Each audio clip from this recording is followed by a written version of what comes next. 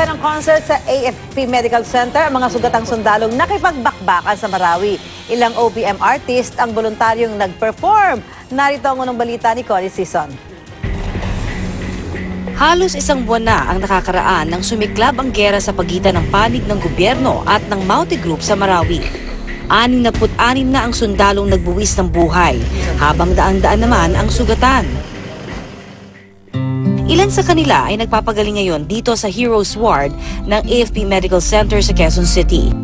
Isa sa pinakabagong dating ang higit sa 20 taon na sa serbisyo bilang sundalo na si Technical Sergeant Buenvenido Manapsal. Tinamaan siya ng bala ng sniper sa paa habang kumukuha ng medical supplies para sa iba pa niyang kasamahang sugatan. Siyempre, tao lang. Alam natin na nakakaramdam din kayo ng takot. I'm sure, no, sir? Focus lang sa ginagawa, ma'am. Kung ikaw ba pababalikin ka, gusto mo pa rin bumalik? Yes, ma'am. Dapat namin tapusin yung sinimulan namin kasi yan ang sinumpa namin tungkulin, ma'am.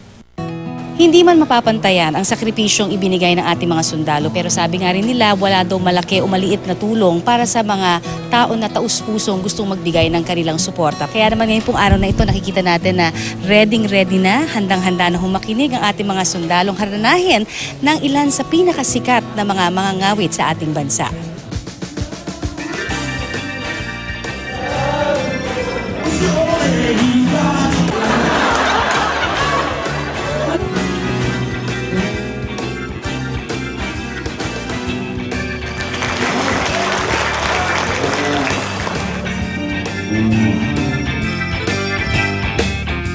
Masaya kami ngayon dito, ma'am, na may dumadalaw sa amin.